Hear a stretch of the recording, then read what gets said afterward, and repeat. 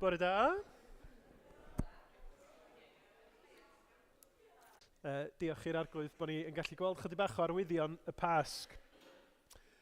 Croeso i chi sydd yn ymuno fo ni ar-lein hefyd. Braf iawn cael eich cwmni chi. Da ni'n mynd i gychwyn cyfres newydd o bregetha bore yma. Da ni'n mynd i edrych ar lyfr y proffwyd Habacuc. Ac yn gobeithio y bydd Duw yn siarad hefo ni trwy y llyfr yna yn yr Hen Testament. Ond dwi eisiau diolch i Sarah. Mae Sarah di anfon e-bost efo gwybodaeth am yr wsos nesaf i chi ddoi. Gobeithio, os da chi ddim wedi cael yr e-bost neu bod chi ddim ar y rhestr, newch chi ddeud wrthon ni, fel bod ni'n gallu rhoi gwybodaeth i chi am beth sy'n digwydd trwy'r wythnos. Yn yr e-bost yna gawsoch chi ddoi, mi fydd na link i'r rota. Eto, mae yna dal chydig bach o fylcha ar y rota, felly os oes chi'n cael ceip ar hwnnw ac yn llenwi lle gallwch chi, so ni'n ddiolchgar iawn. Ac un peth arall, os allwn ni gael yr cyhoeddiadau i fyny hefyd, so dyma be fydd yn digwydd wsos yma, cyfarfod heno ar gyfer yr astudiaeth yn 145. Y peth dwi eisiau gofio ddeud am heno ydy, da ni'n mynd i stopio gwneud panad cynt, achos oedd o yn golygu bod pobl bechod ar Zoom yn gorfod disgwyl am chwarter awr tra da ni'n yfad yn panad. Ond da ni'n mynd banio panad, felly os da chi'n licio te neu coffi, dowch a fflasg efo chi. Ond gobeithio, gan byddwn ni ddim yn darparu panad, mi fyddwn ni'n gallu cychwyn yn fwy prydlon. Wedyn cyfargoeddi tu Steff Debs, nos Fercher, a rynyn drefn ac arfar yma bore dydd Sul nesaf. Fi fydd yn pregethu a mi fydd na Gwasanaeth Cymru. Un peth arall i ychwanegu, mae yna daflen, dwy neu dair o daflenni yn y cefn. Os ydych chi eisiau sgwennu nodiadau pregath, mae heini ar gael. Os am llawer o gopia neu drio greu mwy erbyn wsos nesaf, ond helpwch eich hun i hein fydd yn y cefn. A, os ar y syniadau hynny, newch chi ddod i gael sgwrs, mae Sarah a criw eraill yn mynd i fod yn hel grŵp at ei gilydd. Felly, os newch chi gael sgwrs am hynny ar ddiwedd y gwasanaeth, mi fysa hynny'n help garw i ni symud ymlaen hefo be allwn ni wneud dros yr ha fel gweithgaredda yma, neu o gwmpas i drio cael pobl i ddod ata ni ac i rannu am y newyddion da am Iesu Grist. Dwi'n meddwl bod na ddim byd ychwanegol dwi angen i ddeud. Felly, dewch i ni weddio, a mi gawn ni fawl hefo'n gilydd. Dewch i ni weddio i ddechrau. O ddiw ein tad, da ni yn dy ganmol di. Dy fod ti yn ddiw ffyddlon. Yn dad, mab ac ysbryd glân sy'n bod o dragwyddoldeb i dragwyddoldeb.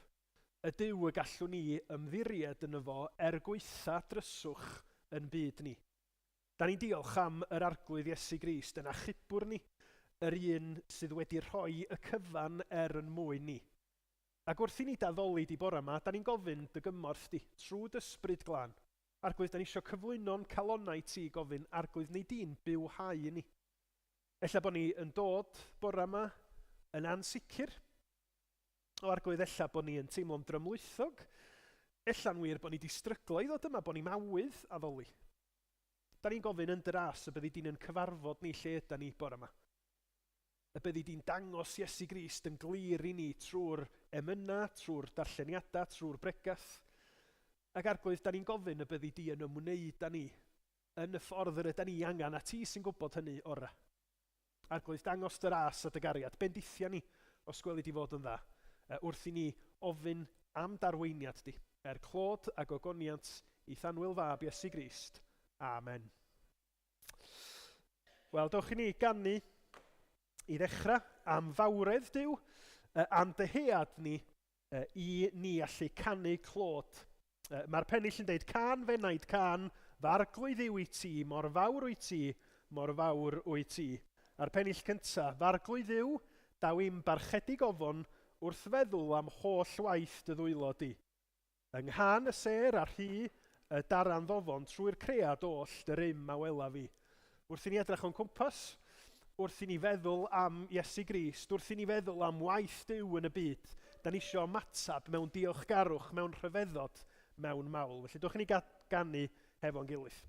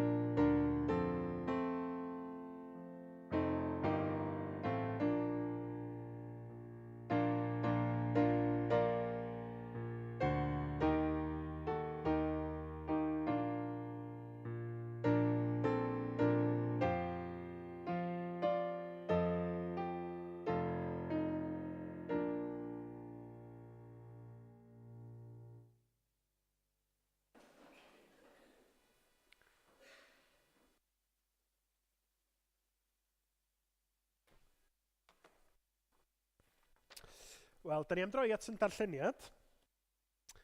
A dwi'n mynd siŵr iawn, na ni.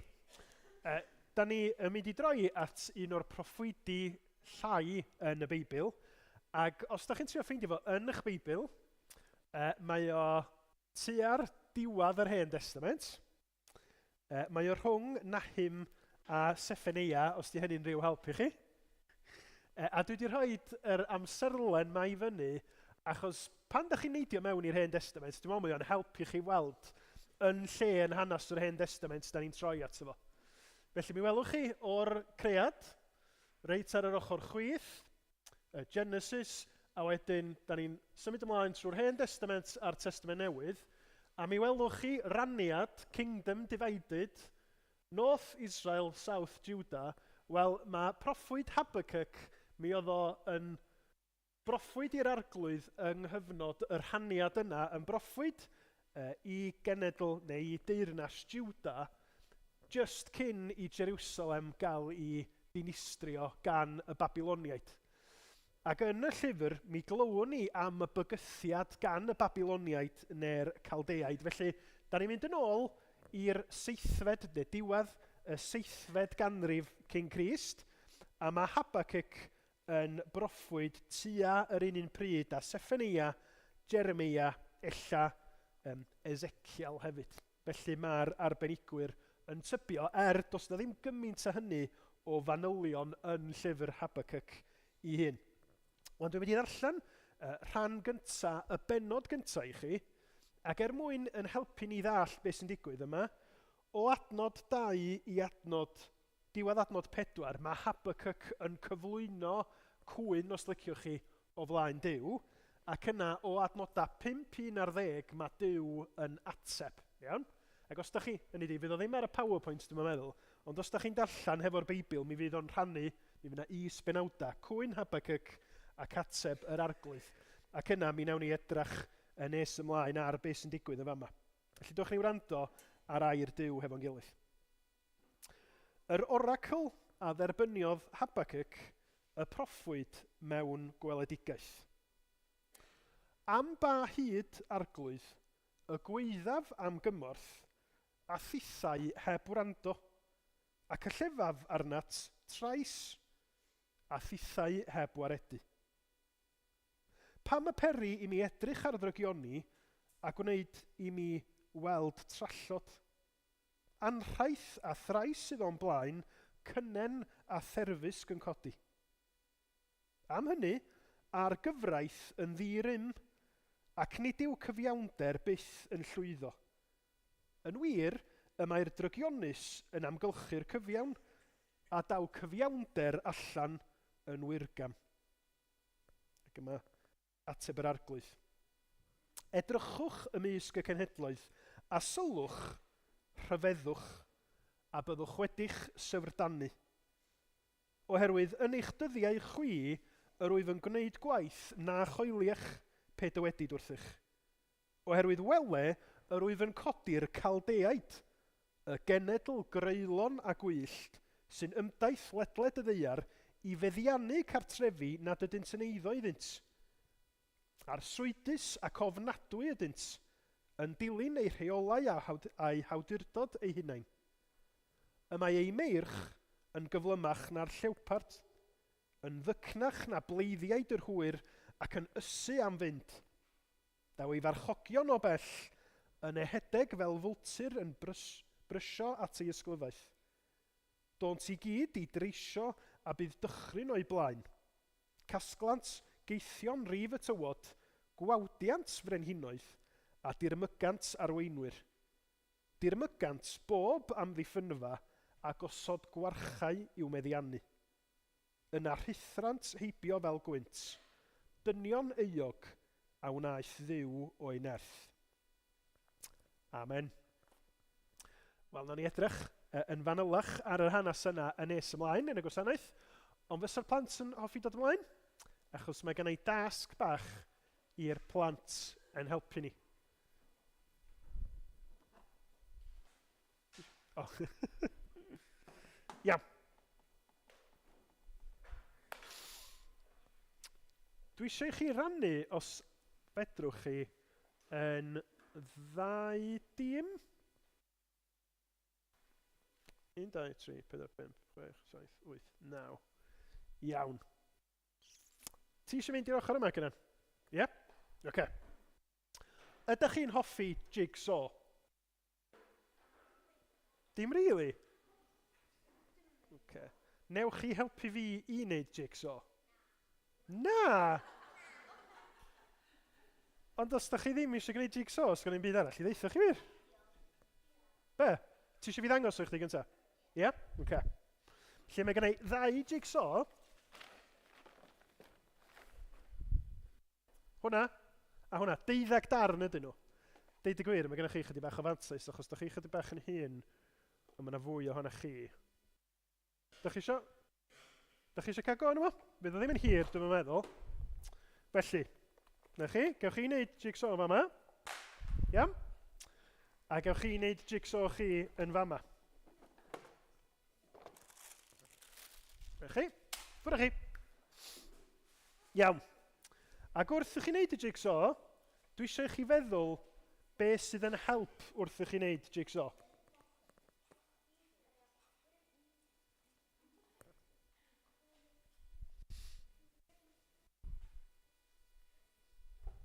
Ac os ydych chi eisiau help, groeso chi ofyn am help mewn rhyw ffurf.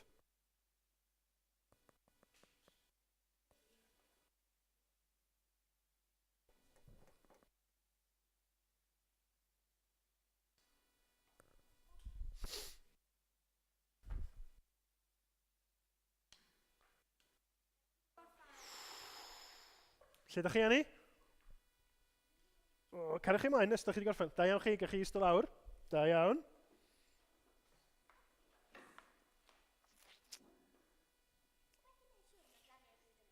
Dwi'n meddwl bod y darnau i gyd yna, ynddo?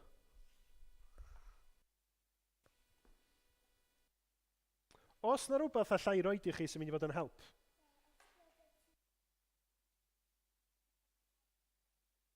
Dwi heb guddio darnau nunlla, na do. Dwi'n meddwl bod y darnau i gyd yna.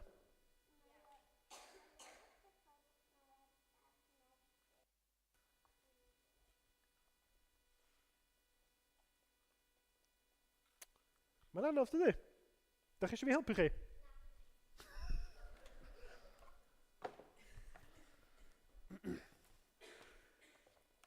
O. Di hwnna'n help? Na.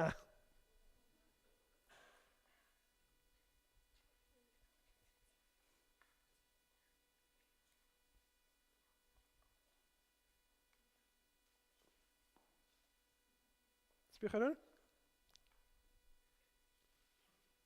Iawn? Gwthio fo ymlaen. Reit. Ti eisiau gwthio fo chydig bach ymlaen fel bod chdi'n gallu ffitio fo y darn ola ymlaen?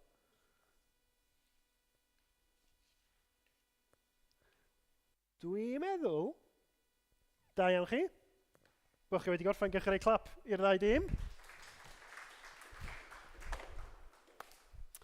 Iawn. Oedd hwnna'n hawdd neu oedd hwnna'n anodd? Easy. Hawdd neu anodd? Eitha. Be taswn ni yn gofyn i chi wneud hwn? Wan ta, i chi gael cymharu de, mae hwn yn 1000 o ddarna. Neu drio peidio colli nhw. 1000 o ddarna. A maen nhw ddarna bach. Wan ta, dos na ddim digon amser i chi wneud hwn bore yma. Ond tasa chi yn trio gwneud y jigsaw yma, be fysa chi angen i helpu chi? Cynnyn? Y bocs. Be fysa chdi'n neud efo'r bocs? Gweld y llun. Wan, nathoch chi ddim defnyddio bocs i hwnna, na ddo? Nathoch chi jyst gwneud hwnna yn syth bysa y bocs di gallu bod yn helpu chi. Ac i chi, Eto, sa chi wedi cael y bocs, da chi'n meddwl sa chi wedi gwneud o'ch chydig bach yn gynt? Be arall fysa chi angen? Angen y bocs. Be arall fysa chi ella angen hefo gwneud jigsaw fel yna? Llio. Ffrind neu rwy'n arall i helpu chdi, de. Rhywbeth arall? Dwi wedi rhoi cliw i chi'n barod. Nes i ddeud, fyddwch chi'n methu gwneud o bore yma achos... Felly, be ydych chi angen i orffen o? Lot o amser, de. Wel, mae hynny'n wir, dydy, hefo jigsaw. So, pan ydyn ni'n dod i'r capel, neu ysgol Sul, mi fyddwch chi yn clywed gwahanol hanesion o'r Beibl yn byddwch. Dwi newydd allan o lyfr o'r Hen Testament, o llyfr y proffwyd Habacuc, a fyddwch chi'n mynd i'r ysgol Sul, a fyddwch chi'n clywed am Dafydd ella, neu Solomon, sydd yn yr Hen Testament, a maen nhw'n lyfrau gwahanol yn y Beibl. A wedyn, dwi eisiau chi feddwl am ddarllen y Beibl neu clywed hanesion fel darna bach o jigsaw. Da ni'n rhoi nhw at ei gilydd, ac wrth i ni roi mwy a mwy o ddarna hefo'i gilydd, mae'r darlun mawr yn dod yn gliriach yn dydy. Ond, pan ydyn ni'n meddwl am yn bywyd ni fel Cristnogion, mae o fel jigsaw enfawr. Da ni angen lot o amser mwyn i ni ddarllen lot o'r Beibl a rhoi yr rhannau gwahanol yma hefo'i gilydd. A da ni hefyd angen help rwy'n. Da ni angen help yn gilydd, dyna pam da ni'n dod at yn gilydd i gapel neu ysgol Sul i helpu yn gilydd. Da ni angen help Duw wrth i ni drio gwneud synwyr allan o fywyd. Ond hefyd, da ni angen y bocs. Y bocs sydd yn dangos pob peth da ni angen i wneud jigsaw. Mae'r llun cyfa yn mynd i fod ar y bocs fel arfer. Wel i ni, pan da ni'n trio gwneud synwyr o wahanol rannau o'r Beibl, be da ni'n neud ydy, da ni isio Iesu Grist fod yn ganolbwynt mwyn i ni allu gwneud synwyr o'r darna bach yma. Felly pan da ni'n clywed am Dafydd, da ni'n dysgu mwy amdano ni'n hunain, da ni'n dysgu mwy am Dduw, ond mae'r darn bach yna'n helpu ni weld Iesu Grist yn gliriach hefyd. A mae yna adnod, lle mae dwch? Adnod lle mae Iesu Grist ar ôl i ddatgyfodi yn siarad efo'i ffrindiau. A di ffrindiau fo'n yn dallt beth sy'n digwydd. Dyn nhw'n dall pan bo Iesu wedi marw, pan bod wedi dod nôl yn fyw, ac ar y ffordd, dych chi'n gwybod beth mae Iesu'n neud? Mae'n helpu nhw i ddallt yr rhannau gwahanol yn yr Hen Testament, yn y Beibl. A mae'r adnod yn deud, dyma Iesu'n mynd dros bopeth ac yn esbonio iddyn nhw beth roedd Moses, cymeriad o'r Hen Testament, a'r proffwydi, da ni'n mynd i edrych ar un ohonyn nhw heddiw, beth oedd Moses a'r proffwydi eraill wedi ddweud amdano yn yr ysgrifau sanctaidd. Felly, da ni angen Iesu Grist, yr un perffaith, i wneud synwyr o'r darna bach o jigsaw. A drost yn bywyd ni, da ni'n dod i nabod Duw yn well, da ni'n dod i nabod ni'n hunain yn well, wrth i ni ddarllen mwy, dysgu mwy a rhoi y darna bach o'r jigsaw hefo'i gilydd. Felly, os da chi byth yn cael hanes o'r Beibl, a da chi'n meddwl, dwi'n yn gwybod beth di pwynt hwnna. Meddwch amdano fo fel darn pwysig arall o jigsaw. Iawn? Gwych. Dydych chi'n mynd edrych yn impressed iawn hefo fi cael gwneud jigsaw. Da chi ddim eisiau fi wneud stori efo jigsaw eto, na? Na. Oce. Diolch o'r iawn i chi. Dwi'n mynd i weddio, a wedyn da ni'n mynd i gannu emyn a gewch chi fynd i ista cyn mynd yn ôl i'r cefn i'r ysgol Sul. Ia? Dwch ni weddio. O Dduw, da ni yn diolch i ti. Yn y Beibl, yn yr Hen Testament a'r Testament Newydd, bod ni'n cael y darna yna sydd yn bwysig mwyn i ni ddeall. Mwyn i ni dyfu, mwyn i ni yn y pen draw weld yr un perffaith Iesu Grist, sydd wedi dod i'r byd i'n hachub ni, ac yn wir wedi dod fel gwaredwr i'n helpu ni i ddeall, i ddilyn, i garu yn gilydd, ac i wybod bod ni'n cael yn derbyn gan Dduw, nid achos bod ni wedi llwyddo, ond achos bod Crist wedi gwneud y cyfan drosto ni. Helpa ni felly, fel ydym ni angen help eraill, helpa ni i dyfu, i dadnabod di, i wrando arna ti, ac i fyw yn bywyda dy glod di. Da ni'n gofyn hyn i gyd yn enw Iesu Grist, ein hachubwr, ein ceidwad yn ffrind. Amen. Diolch i chi, gewch chi mynd i eistedd nôl, a da ni yn mynd i gannu am Iesu Grist, y gair oedd o'r dechreuad. Ti yw'r gair oedd o'r dechreuad, gyda'r tad cyn bod y byd, rhoes dy ser ar holl planedau yn ei lle cyn dod i'r cryd. Rwyt yn dal y greadigaeth gyda'i gilydd drwy dy lef, boed i'r tir a'r môr dyfoli gyda lluoedd dair a nef.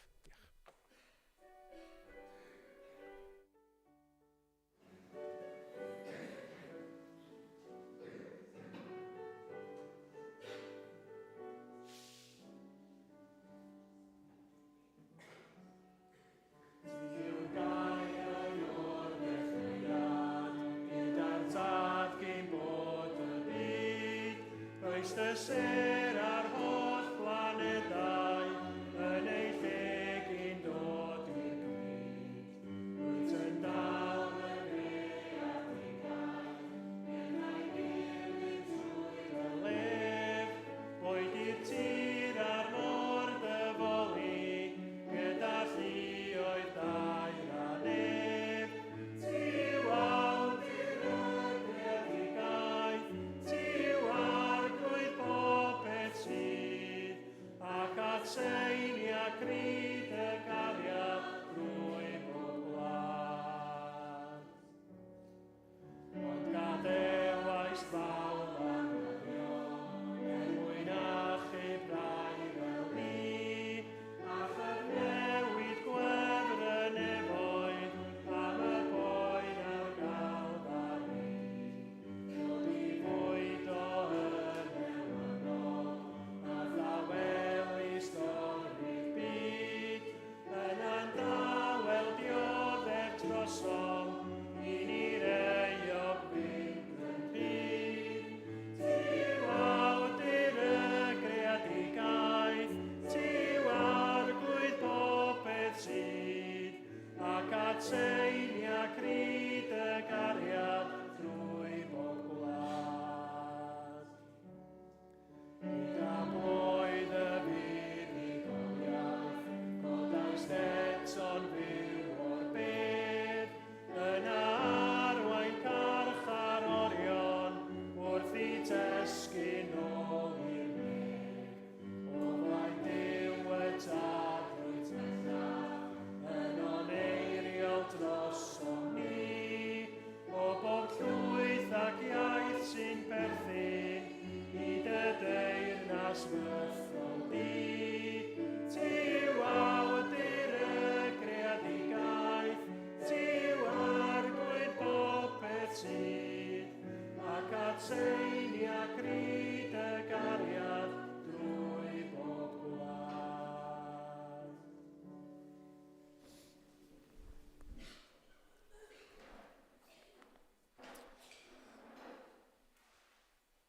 Dwch ni wedi am o'n gilydd.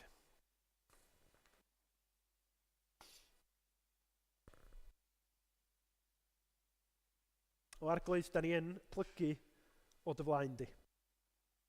Plygu gan gydnabod mai ti ydy'r arglwydd, ti ydy'r brenin, ti ydy'r awdur y cyfan yr ydyn ni'n ei weld, ti ydy cynhaliwr popeth byw. Mae hein yn eiria, da ni ella wedi ei canu, wedi ei clywed ac wedi ei deud, ond da ni angen dy gymorth di i sylweddoli be mae hynny'n feddwl. Arglwydd, helpa ni ryfeddu. Helpa ni sylweddoli mewn cymhariaeth mor ddinod yda ni. Ti'n gwybod mor rhwydd ydy hi ni feddwl na'n bywyd ni di popeth. Arglwydd, bod ni'n gallu bod yn obsessed efo'r pethau sgynnon ni'n neud a'r pethau sydd yn pwyso na ni. Ond da ni'n gofyn yn dy drigaredd y byddi di yn rhoi cymorth i ni wrth i ni daddoli y bore yma. I gydnabod dy fawredd di. Yn wir i gydnabod dy fod ti arglwydd, tu hwnt sy'n gallu ni i dam gyffred di'n llawn. A da ni isio hynny fod yn gysur i ni. Arglwydd, da ni isio hynny fod yn llawenydd i ni pan ydyn ni'n dod i ben yn tenyn a teimlo bod ni methu cario ymlaen. Pan ydyn ni arglwydd yn brwydro hefo ofna ac ansicrwydd. Pan ydyn ni mewn rhwystredigaeth yn meddwl, arglwydd, dwi'n yn gwybod be i wneud. Dwi'n yn gwybod sut ydw i'n gallu wynebu wsnos, mis, blwyddyn arall fel dwi wedi brofi. Yn dy drigaredd, da ni yn gofyn y byddi di ar waith, yn delio â'n colonna ni. Arglwydd yn bywhau ac yn effeithio ar y ffordd ydyn ni'n meddwl hyd yn oed. Da ni'n gofyn o Ysbryd Sanctaidd y byddi di yn tywys ni. Nid yn unig bora yma, ond bob dydd wrth i ni ddarllen dair di, wrth i ni droi at y ti mewn gweddi. Da ni'n gofyn i ti wneud dy waith fel yn bod ni yn gweld Iesu, y gwaredwr yn gliriach, yn fwy, ac wrth i hynny ddigwydd bod o yn taflu goleuni ar y sefyllfa ydyn ni yn hi. Ar yn pechod, ar yn euogrwydd ni, ar yr amgylchiadau sydd yn teimlo fel bod nhw yn drech na ni'n aml. Ac oedd wrth i ni ddarllen am yfyrio ar yr hyn da ni wedi glywed trwy y proffwyd Habacuc bore yma. Da ni yn gofyn y byddi di'n eneinio dair i ni. Arglwydd y byddi di'n cymhwyso yr hyn sydd yn dair di i fod yn air bywiol, adeiladol, grymus i ni bore yma. Fel yn bod ni'n cael yn bwydo, fel yn bod ni'n cael yr arfogaeth yr ydyn ni angen yr wsos yma i fyw dy glod di, i bwyso anna ti, ia i ddod hyd yn oed anbichia a'i cyflwyno nhw ger dy fron di. Yn diolch bod buddugoliaeth Iesu Grist yn gwneud gwahaniaeth tragwyddol. Ac mae buddugoliaeth ydy hi unwaith am byth sydd i ddod â chanlyniadau tragwyddol i dy bobl di. Hyd yn oed pan ydyn ni'n teimlo yn ddinerth. Yn enwedig pan ydyn ni'n teimlo allwn ni ddim gwneud dim mwy. Arglwydd, da ni'n gweddio, nid yn unig dros dy fendith di yn plith ni, ond da ni'n gweddio dros dair di ym mhob man yma'n cael ei gyhoeddi ledled y byd heddiw. Da ni'n gweddio am y ddau Dafydd sydd allan yn pregethu, y byddi di'n rhoi nerth a doethineb iddyn nhw wrth gyflwyno'r newyddion da, ond lle bynnag mae dy bobl di yn dod at ei gilydd. Da ni'n gwybod bod na addewid y byddi di yna hefo nhw, ond da ni'n gofyn y bydd pobl yn cael profiad bendigedig hwnnw o ddeud mi fuon ni'n cyfarfod ar Duw byw bore yma. Arglwydd, da ni'n gweddio am gyflwr yn byd ni, wrth i ni feddwl am ddioddefaint, am angyfiawnder. Dim ond i ni edrych ar y newyddion, da ni'n meddwl am dreiniaid sydd wedi cael ei effeithio gan y gyflafan yn Awstralia, a'r hyn sydd yn parhau i ddigwydd yn Wcrain ac yn y dwyrain canol yn y Gaza ac Israel. Da ni'n gweddio arglwydd y byddi di trwy dy bobl yn dangos be ydi heddwch a chariad, be ydi cymod sydd ond yn dod trwy Iesu Grist. A da ni'n gweddio byddi di arglwydd yn rhoi doethineb i arweinwyr yn y sefyllfaoedd hynny hefyd. I fod yn gyfiawn, i fod yn deg. Dysga ni felly, os gweli di fod yn dda, arglwydd tywys ni at Iesu Grist. Argyhoedda ni, cysura ni fel ag yr wyt ti yn gwybod sydd orau i ni. A da ni'n gofyn y cyfan yn enw ac yn heiddiant ein harglwydd Iesu Grist. Amen.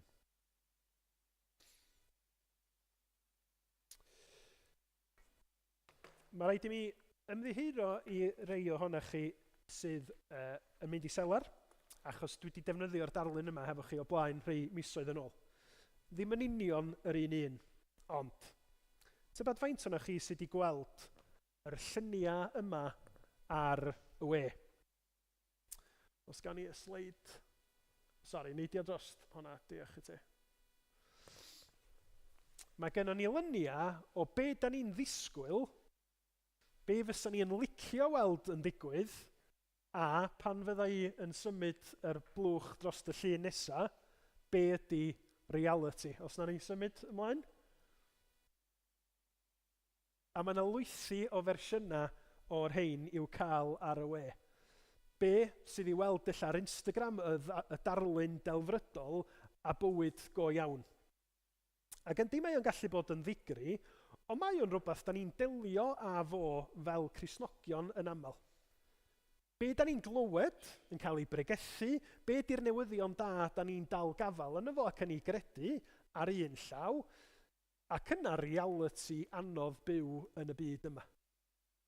Hefo pechod, hefo dinistyr, Dioddefaint anghyfiawnder yn bywydau ni'n hunin, y mywydau yn teulu ni, neu i weld yn y newyddion. Mae'n dipyn o gamp yn dydi. Sut ydyn ni yn cysoni y ddau beth? Be fysa ni'n licio weld yn digwydd? Be da ni'n disgwyl i ddigwydd oherwydd yn ffydd yn yr arglwydd Iesu Grist? A be sydd yn digwydd i ni? Ac wrth i ni feddwl am y cwestiynau mawr yna, mae Habacuc yn llenwi y tir os liciwch chi. Achos dyna'r union themau yr ydyn ni'n dod ar eu traws nhw yn yr hyn sydd yn cael ei gyfleu trwy'r proffwyd Habacuc. Fel ydyn ni yn disgwyl yn arferol wrth ddarllen gwaith proffwyd, fel arfer mae proffwyd yn dod â negas gan Dduw i bobl Dduw yn dydi. Mae o'n cyhoeddi gair Dduw i'w bobl. Yn rhybuddio, yn annog edifeirwch, yn datgan, dyma pwy ydi Dduw, dyma sut ydych chi angen byw. Di Habacuc ddim yn gwneud hynny yn uniongyrchol. Dio ddim yn siarad â phobl i gyfnod o pobl Jiwda. Ond be mae o'n neud ydy, mi welwch chi trwy y penodau, mae o'n cael deialog efo Duw. Mae o yn cyflwyno y sefyllfa i Dduw ac yn dweud, arglwydd, dyma beth sy'n digwydd, dwi'n mynd dallt pam mae o'n digwydd, mae Duw yn atab, ac yna mae i bobl, neu pobl i gyfnod o, yn cael gweld y ddeialog yna trwy y broffwydoliaeth. Ond sylwch be mae o'n neud. Mae o yn dod â sefyllfa go iawn i gyfnod o, a mae o yn cyhoeddi hynny o flaen Duw. Mae o'n cyflwyno cwynion, os liciwch chi, o flaen Duw, yn deud, arglwydd, ti'n Dduw sanctaidd a chyfiawn a ffyr, sbi ar y llanast yma. Pa mor hir da ni'n gorfod disgwyl? Pam wyt ti'n caniatáu i hyn ddigwydd? Ac felly, yng ngweddi fi ydi, wrth i ni edrych trwy dros yr wythnosa nesaf yma, proffwydoliaeth Habacuc, y bydd o'n help i nina fydd yn wynebu cwestiynau tebyg yn bywydau ni'n hyn. Felly dewch i ni edrych yn sydyn i ddechrau ar y cwestiwn o sut mae ffydd yn edrych mewn dyddiau du? Sut mae ffydd yn edrych mewn dyddiau du? Da ni'n gallu gweld o ddisgrifiad Habacuc, dydy cyflwr pobl yr arglwydd ddim yn dda. A mae Habacuc yn torri galon oherwydd hynny. Mae o'n debyg iawn i ddarna o'r salma, os da chi'n meddwl am y salma trwm yna, lle mae'r salmydd yn dweud, pa mor hir dwi'n gorfod disgwyl, lle wyt ti arglwydd? Pam wyt ti'n caniatáu i hyn ddigwydd? Ac yn y cywair yna, yn union, mae Habacuc yn cyflwyno y gwyn gyntaf yma, da ni'n weld yn y benod gyntaf, am ba hyd arglwydd y gwaeddaf am gymorth a thithau heb wrando. Chi'n teimlo, mae o'n teimlo i'r byw a mae'n gofyn y cwestiynau anodd yma i'r arglwydd. Trais, mae yna gam drin, mae yna gam ymddwyn, mae yna ymosodiadau ffiadd, a dwi'n ei weld o ymhlith dy bobl di. A mae hwnna'n bwynt bwysig. Yn y benod neu yn y gwyn gyntaf yma, dydy Habacuc ddim yn cwyno am genhedloedd eraill. Sbïa arglwydd ar y bobl yma sydd ddim yn dadnabod di, pa mor anghyfiawn ac anifyr ydyn nhw. Mae o'n sôn am ei bobl ei hun, pobl yr arglwydd yn Jiwda, ac yn deud mae'r trais, mae'r anghyfiawnder, mae'r torri rheola a'r gyfraith yn ddiwerth yn ymhlith dy bobl di. Pam ti'n gadael i hyn ddigwydd, arglwydd? Pam wyt ti yn gadael i mi edrach ar ddrygioni, ar ddinistyr, ar y trybini erchyll sydd yma ym mhob man? Trais, anrhaith, terfysg sydd ymhlith y bobl i gyd o'r top i'r gwaelod. Sylwch adnod 4. Am hynny, a'r gyfraith yn ddi-rym. Dydy hyd yn oed y bobl sydd i fod yn sicrhau cyfiawnder ddim yn gwneud ei gwaith. Felly na'r term cyfoes fysa ni yn ei ddefnyddio ydy bent coppers. Di pobl sydd i fod yn gwneud y pethau cywir ddim yn gwneud y pethau cywir, felly dos na ddim cyfraith a threfn. Does na ddim tegwch, dydy'r barnwyr ddim yn barnu fel maen nhw fod i, dydy'r bobl sydd i fod yn dod â cyfraith Duw yn fyw ac yn atgoffa'r bobl, dydyn nhw ddim yn gwneud i gwaith. Nid yw cyfiawnder byth yn llwyddo, yn wir y mae'r drygionus yn amgylchynu'r cyfiawn. Ella bod na un neu ddau yn trio dilyn Duw, ond mae'r gymdeithas wedi mynd yn llanast. Mae y cyfiawnder sydd i fod yn syth ac yn eglur yn gam. Dydy cyfraith Duw ddim i'w gweld y mywydau pobl. Dych chi'n gallu cyd-fynd â teimladau felly? Pan dach chi'n edrych ar y newyddion? Pan dach chi'n meddwl, be ydy o i fyw yn Wcrain ar hyn o bryd? Pan mae Putin jyst i penderfynu, dwi'n mynd i ddefnyddio ngrym mi a dwy'n i tir nhw? Pan dach chi'n gweld y ffrio a'r drygioni sydd yna mewn unrhyw bapur newydd, mewn unrhyw bulletin newyddion, sut mae'n gwneud i chi deimlo? A be dach chi'n neud efo'r teimlad yna? Achos wrth i ni ofyn lle mae ffydd yn yr arglwydd yn ffitio mewn hefo hyn, da ni'n ei weld o yn y ffaith bod Habakkuk yn mynegu'r pethau yma wrth yr arglwydd. Dydy o ddim fel tasa fo yn berwi mewn yn efo a bod o'n gwneud dim byd amdano fo, na di? Mae o'n gofyn y cwestiynau anodd mae i gyd i'r arglwydd, mae o'n teimlo i'r byw, ond mae o yn delio ar hyn mae o'n ei weld trwy gyflwyno hyn i gyd i'r arglwydd. A dwi eisiau awgrymu wrthych chi bod hwnna ddim yn beth negyddol bod o'n arwydd o'i ffydd o mewn cyfnod tywyll. Mae o'n teimlo i'r byw a mae o'n gofyn y cwestiynau yna yn cyflwyno'r torcalon yna i'r arglwydd yn pledio arno fo. Arglwydd, pam wyt ti yn caniatáu i hyn ddigwydd?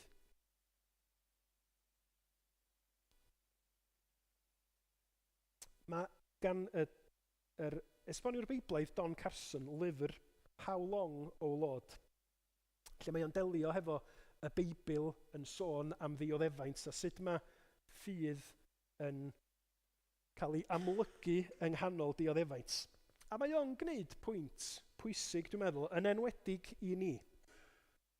Mae'n hawdd i ni feddwl bod ffydd i'r Cristion mewn dioddefaint yn edrach mewn ffordd arbennig. Ac mae o'n deud, yn enwedig i ni sydd mewn sefyllfa gymharol, gyffyrddus, cyfoethog, heddwch i ni yn Mhrydain ac yn y Gorllewin.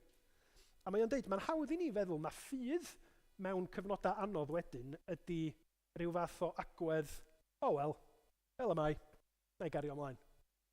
Rhyw fath o resignation, mae Duw ar waith, mae'n ffain. Ond mae Don Carson yn pwysleisio, nid felly da ni'n ei weld yn y Beibl. Os da chi'n edrych yn fanwl ar y gwahanol rannau o'r Beibl ac yn gweld pobl yn delio hefo'r cwestiynau mawr yma am ddioddefaint, am gyfiawnder, lle mae Duw sy'n llawn cariad pan mae yr drygioni mae i gyd yn digwydd, da ni'n gweld darlun llawer mwy real, llawer mwy byw. Ac mae o'n cymryd fel esiampl Dafydd yn y Salma. A dwi'n mynd i ddyfynu yn Saesneg mae'r dyfyniad. Yn deud, dydy Dafydd ddim fel tasa fo'n niwtral yn ddi-symud yn deud fel a ma pethau, ond dydy o chwaith ddim yn cwestiynu bodolaeth Duw yng nghanol y cwestiynau mawr yma. Dyma be mae Don Carson yn deud. Even when he feels abandoned by God, his sense of isolation issues in an emotional pursuit of the God who, in his view, is slow to answer. David's suffering leads to frank pleading with God, to confession, to tears. My soul is in anguish, he says. He does not worry whether this might be viewed as rather letting down the sight. Ydych chi'n mynd ar cwynion yna? Y torcalon, y pwysa yna, ac yn mynd efo at Dduw. Peidiwch a teimlo o well mi beidio. Peidiwch a meddwl di Duw ddim isio clywed hynny. Mae Duw wedi rhoid yr ysbryd ar waith yna chi fel bo chi yn ymatab yn gry, fel bo chi yn dod ato fo ac yn gallu cyflwyno yr gofynion, y cwynion yma ger I fron o. A trystio, mae o'n ddigon mawr. Ynddo fo y byddwn ni'n cael yn y pen draw yr heddwch sydd yn dod. Nid o bod yn sefyllfa ni wedi newid, ond o wybod bod o'n sofran, bod gan fo ofal drosto ni. Mae o'n alluog, gwbl alluog, a mae o'n dda. Bod yr amheuon sy'n dod i'n pen ni'n deud o ddim. Unai dio methu gwneud i'n byd am yn sefyllfa fi, neu diom isio. Nid felly mae'r arglwydd yn cael ei gyfleu I ni yn y gair na ci. Felly ydym ni'n barod I gyflwyno yn cwynion i'r arglwydd. Ydych chi'n tybio bod gynno fo ddiddordeb yn eich sefyllfa chi, yn ddiddordeb yn byd ni? Mae yna gymaint o esiampla yn y Beibl o bobl gyfiawn llawn ffydd yn mynegu hun. Felly, Habakkuk yn un, Job ydy'r llall. Os gyn Job i'm clem pam mae Duw yn caniatáu iddo fo ddioddan y ffordd mae o, a mae o'n deud hynny wrth Duw. Arglwydd, pam? Dwi'n meddwl bod fi wedi gwneud i'n byd I heiddi hyn, ond mae o'n digwydd I mi. A reit ar ddiwedd hanes Job, Di Job ddim yn gwybod mwy am pam mae hyn I gyd wedi digwydd, ond mae wedi gweld mwy o pwy di'r arglwydd. Dyna fydd o I ni yng nghanol dioddefaint. Ella byddwn ni ddim yn cael yr atebion o pam a be di amseru Duw yn hyn I gyd, ond mae'r arglwydd yn mynd I ddangos mwy ohono fo I hun I ni yn I ffyrdd dirgel I hun. Y demtasiwn I ni ydy rhoi pethau mewn bocsys ynde. Un bocs ffydd, be dwi'n gredu, be mae'r Beibl yn ei ddweud. Bocs arall, bywyd, profiad, be dwi wedi weld. Un ffydd ni fod yn ffydd real cyfoethog, mae rhaid I ni adael i'r ddau fod wedi cysylltu hefo'i gilydd. Mae'n mynd I fod yn anodd. Mae'n mynd I fod yn her i'n meddwl ni, i'n ffydd ni, ond byddwch yn hyderus y gall Dduw yn adeiladu ni hyd yn oed trwy'r profiadau dirdynol yma. Gofynnwch iddo fo, plediwch arno fo. Byddwch yn ddyfal, a hyd yn oed pan ydych chi'n teimlo, dwi wedi gweddio hyn 10 gwaith, 100 gwaith, 1000 o weithiau. Mae'r arglwydd yn clywed. Mae'r arglwydd yn teyrnasu. Felly, y pwynt cyntaf oedd sut mae ffydd yn edrych mewn dyddiau tywyll. Yr ail bwynt sydd I weld wrth I ni symud ymlaen I atab Duw yn adnodau 5 I 11, yr ail bwynt ydy mae atebion Duw yn aml yn mynd i'n syfrdanu ni, neu yn ôl Beibl.net yn mynd I roi sioc I ni. Mae Habakkuk wedi deud, dyma'r sefyllfa, dwi'n mynd dallt pam wyt ti'n caniatáu hyn ddigwydd, pam wyt ti ddim yn ymatab, pam ti ddim yn anfon y brenin y Meseia I sortio'r llanas mae gyd allan. Mae'r arglwydd yn ymatab a mae'r adnodau cyntaf yn ella dilyn trywydd anisgwyl. Achos dydy Duw ddim yn deud, paid y poeni na I sortio fi gyd allan I chdi rwan. Mae Duw yn deud, edrychwch ymysg y cenhedloedd a sylwch, rhyfeddwch a byddwch wedi'ch syfrdanu. Dwi'n mynd I wneud rhywbeth ac fydd o ddim at eich dant chi, ond dwi'n mynd I weithredu. A mae hwnna'n anodd I ni, dydy. Mae'n anodd I ni achos da ni isio bywyd taclus. Lle da ni mewn angen, da ni'n troi at Dduw yn gofyn, please neud I sortio hyn allan, a mae Duw yn gwneud, preferably yn ôl yn amserlen ni. Ond nid felly mae bywyd yn gweithio. I neb ohona ni. Ac nid felly rydyn ni'n mynd I dyfu fel Cristnogion. Os ydy Duw yn rhoi I ni y cyfan da ni'n ofyn bob tro yn nôl yn teimings ni, mae Duw yn fach iawn iawn. A dydy bywyd ddim yn realistig, dydy bywyd ddim yn delio efo'r cymlethdod sydd yna I ni. Be mae Duw yn ei ddeud yn yr atab yma ydy, dwi'n mynd I wneud rhywbeth I ddelio hefo pechod ag angyfiawnder ym mhobol I, a be mae'n mynd I olygu ydy bod y gelyn yn mynd I ddod a'i dinistrio nhw. Wan, nid dyna mae Habakkuk isio glywed, ond trwy y broffwydoliaeth yma, mae o'n dod I sylweddoli bod Duw yn pen arglwyddiaethu dros bob peth. Mae o ar yr orsedd. Mae hyd yn oed y gweithredoedd yna, dydy o methu gwneud pen a chynffon ohonyn nhw, yn dod achos bod Duw yn gwneud ei waith. A mae hwnna yn ran mor allweddol i ni wrth i ni dyfu fel Cristnogion. Nid deall pob peth mae Duw yn ei wneud achos nawn ni byth, ond ymddiried yn yr hyn mae'r arglwydd yn ei wneud, hyd yn oed pan dio ddim yn gwneud synnwyr i ni. Yr emyn fyddwn ni'n ei ganu ar y ddiwedd y gwasanaeth, rhagluniaeth fawr yn ef, mae o'n sôn am sut mae Duw yn trefnu pob peth mewn ffyrdd da ni ddim yn mynd i ddallt. Ac y byddwn ni hyd yn oed ar ôl cyrraedd y nefoedd, y llinell ola, bydd synnu wrth gofio rhain tu draw i'r llen. Dwi'n meddwl mae yna duedd i ni weithiau feddwl, os ydyn ni'n Gristnogion sydd yn darllen yn Beibl ac yn ddifrifol ynglyn â'n ffydd, o fydd pethau'n dod yn haws o ran deall pethau. Ond da ni'n delio hefo Duw holl alluog, Duw tragwyddol, Duw sydd tu hwnt i'n amgyffred ni mewn gymaint o ffyrdd. Mi allwn ni ddeall mwy, ond nawn ni byth ddod i'r pwynt yna lle da ni'n dall y cyfan. A mae o yn un o bileri pwysig yn gostyngeidrwydd ni, bod ni'n gallu cydnabod hynny. Bod ni'n gallu ista, o'n i'n mynd i ddeud ista'n gyffyrddus, ond fydd o byth yn gyffyrddus, ista yn hynny. A deud, arglwydd, dwi'n yn gwybod, dwi'n feidrol, dwi'n euog, ond dwi'n gallu trystio chdi yn y dirgelwch sy'n mynd i fod yn ymhrofiad i. Un adnod dwi'n meddwl sydd yn adeiladol ac yn gymorth mawr i ni, mae i'w chael yn niwedd pennod 29 llyfr Deuteronomium, lle da ni'n clywed y geiriau yma. Y mae'r pethau dirgel yn eiddo i'r arglwydd ein Duw, ond y mae'r pethau a ddatguddiwyd yn perthyn am byth i ni a'n plant, mwyn i ni gadw holl ofynion y gyfraith hon. Di Duw ddim yn deud pob peth wrthon ni, achos mae yna betha'n ddirgel, dim ond fo fydd yn wybod, ond mae o'n deud digon wrthon ni.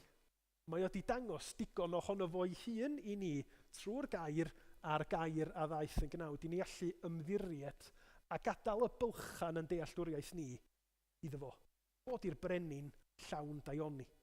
Fod i'r ceidwad sydd wedi dangos y cariad hwnnw wrth iddo fo ddod i'r byd a marw ar y groes drosom ni. Wan, yng nghyfnod Habacuc, o'n i'n deud wrthych chi, doedd o ddim isio clywed y newyddion yma. Mi oedd o, fel gweddill pobl, yn mynd i fod mewn sioc bod Duw yn caniatáu i'r Babiloniaid erchyll yma ddinistrio i y ddinas ac i bobl o'i hun. Ond mae Duw yn rhybuddio yn ei air yn dydi. A petai pobl Dduw yn fwy ymwybodol o'i pechod a'i crwydro nhw, fysa fo ddim wedi bod yn hanner gymaint o sioc iddyn nhw. Achos yn llyfr Deuteronomium, mae Duw yn deud, os newch chi yng ngadael i, os newch chi droi cefn ar fy nghyfamod i, mi fydd na elyn yn dod a'ch dinistrio chi. Dyna fydd fy marn i arnoch chi. Ond mi oedd pobl Dduw yn y cyfnod yma wedi mynd mor bell, oedden nhw'n deud, na, da ni'n iawn, pobl Dduw, da ni. Fydd o'n edrach ar yn ôl ni. Mae gennym ni'r deml, mae gennym ni Jerusalem, da ni ffain, dych chi'n boi ni.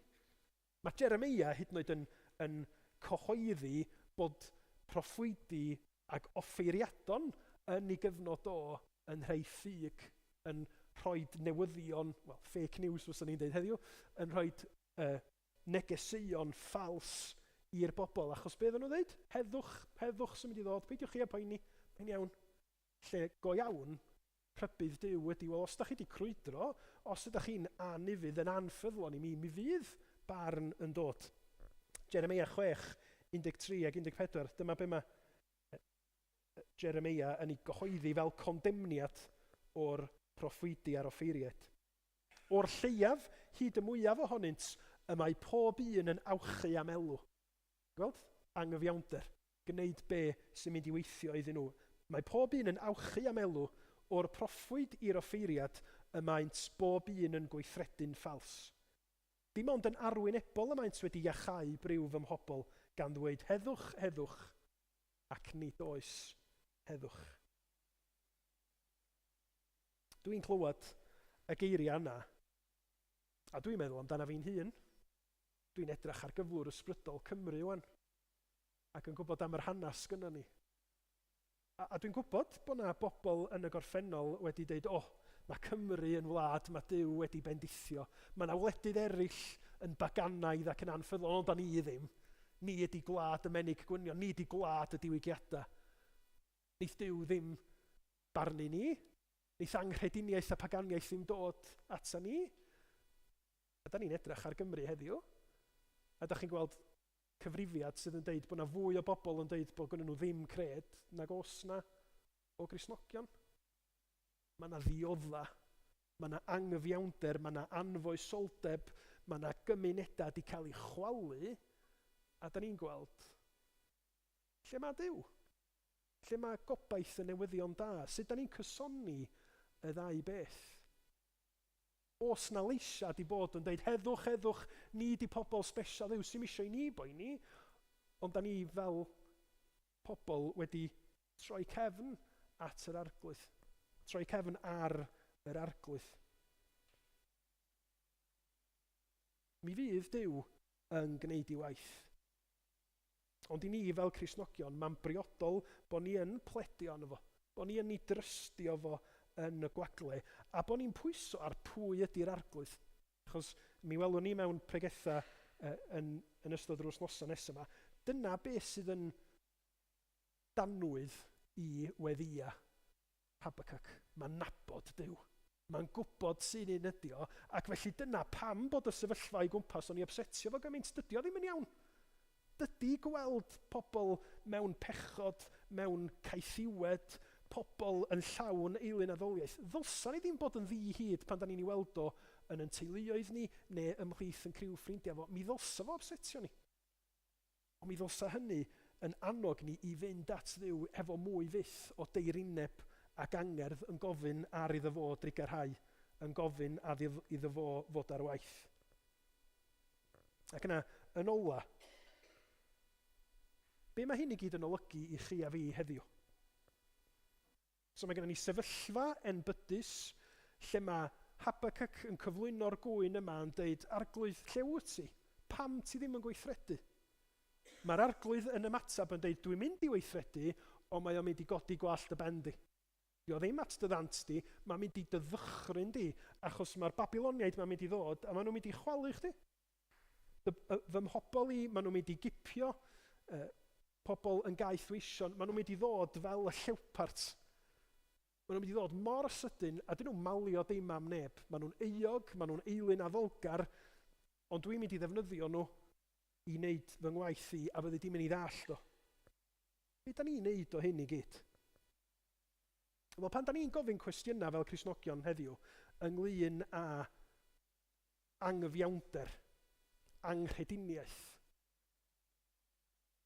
poen, dioddefaint, a lle mae Duw sydd yn llawn cariad, Duw cyfiawn, sanctaidd, Duw sydd yn llawn gras. Sut da ni'n cysoni y pethau yma? Mae nifer ohono ni dros yr wythnosa'r misoedd dwytha wedi bod yn edrych ar lythyr cyntaf Pedr. A mae Pedr yn gwneud lot fawr iawn o sôn am ddioddefaint yn ei lythyr cyntaf. A'r ffordd mae o'n helpu Cristnogion ydy mae o'n deud, os ydych chi'n diodda, cofiwch bod eich gwaredwr chi di diodda. Ac yn y dioddefaint yna mae Iesu Grist wedi wneud ma'r ateb. Diolch yn mynd i fod yn ateb syml slick, y groes, iawn, dwi'n iawn o'n. Ond wrth i ni dreiddio i feddwl be mae Duw wedi wneud trwy Iesu Grist, yr ydym ni'n cael y building blocks yna wedyn un helpu ni i wynebu dioddefaint ac anghyfiawnder yn ein byd ni. Darllenwch trwy lythyr cyntaf Pedr, a mae'n dod yn ôl at groesoeliad ac atgyfodiad Iesu Grist drosodd a throsodd, a deud, dyma sydd yn gwneud ni'n iawn efo Duw, dyma sy'n rhoi gobaith i chi a fi, dyma lle da ni'n gweld bod Duw yn gyfiawn unwaith am byth. Mae o yn delio hefo pechod. Dydy drygioni ddim yn mynd i ennill yn y diwedd. Ac wrth i ni orffan, gai ddyfynnu i chi o bennod gynta, llythyr cynta Pedr, lle mae Pedr yn deud fel hyn. bendigedig fyddo Duw a thad ein harglwydd Iesu Grist. O'i fawr drigaredd, fe barodd ein gennym ni o'r newydd i obaith bywiol trwy atgyfodiad Iesu Grist oddi wrth y meirw. I etifeddiaeth na allir na'i difrodi, na'i difwyno, na'i difa. Saif hon yng nghadw yn y nefoedd i chwi. Chwi sydd trwy ffydd dan warchod gallu Duw hyd nes y daw iachawdwriaeth, yr iachawdwriaeth sydd yn barod i'w datguddio yn yr amser diwethaf. Dach chi wedi trystio yn Iesu Grist? Dach chi wedi edrach a meddwl yn ddofn am pam nath o fynd i'r groes a sylweddoli wrth i Iesu farw am yn pechoda ni, wrth iddo fo godi'n fyw o'r bedd, dyna lle mae cyfiawnder Duw wedi ddangos.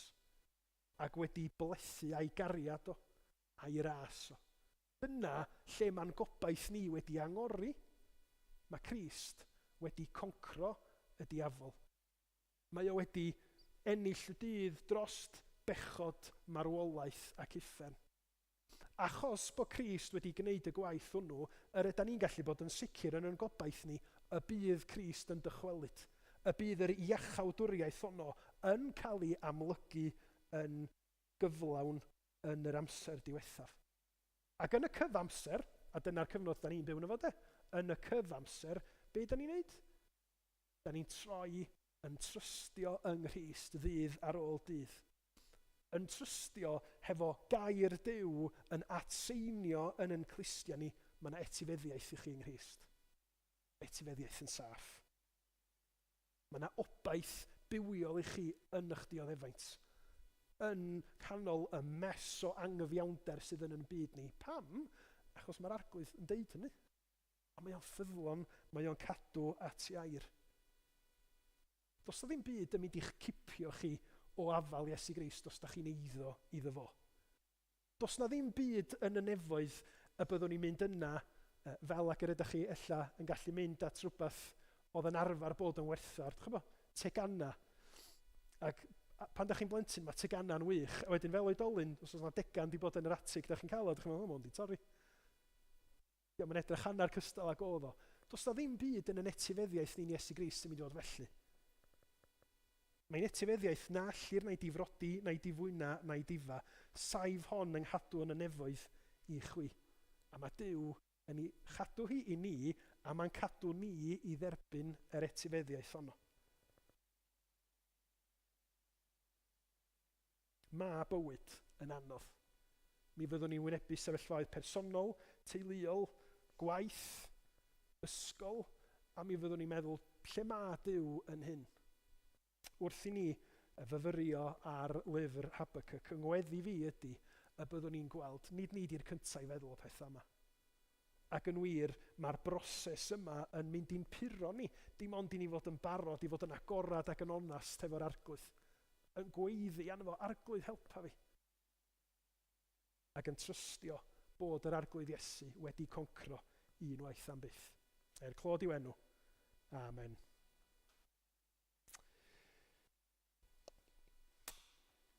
Dewch i ni gannu felly. I orffan, yr emyn sy'n cyn y slides. Diolch. Emyn David Charles sydd yn sôn am sut mae Duw yn trefnu pethau trwy ragluniaeth Providence yn Saesneg. Ragluniaeth fawr yn ef mor rhyfedd yw, esboniad helaeth hon o arfaeth Duw. Mae'n gwylio llwch y llawr, mae'n trefnu lluoedd nef, cyflawna'r cwbl oll o'i gyngor ef. Llywodraeth faith y byd sydd yn ei llaw, mae'n tynnu yma i lawr yn codi draw, drwy bob helyntoedd blin, terfysgoedd o bob rhyw, dyrchafyn gyson mai, deyrnas ein Duw. A'r pennill ola, dwch ni godi i ganu.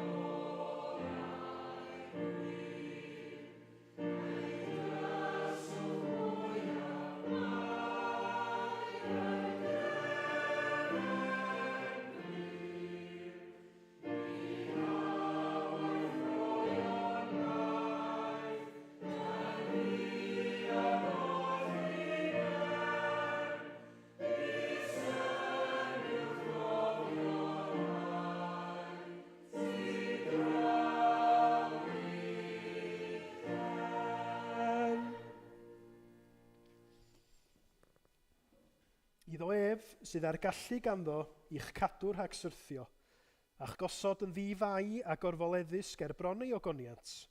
Iddo ef, yr unig dduw, ein gwaredwr trwy Iesu Grist ein harglwydd, y byddog ogoniant a mawrhydi, gallu ac awdurdod, cyn yr oesoedd ac yn awr a byth bythoedd. Amen.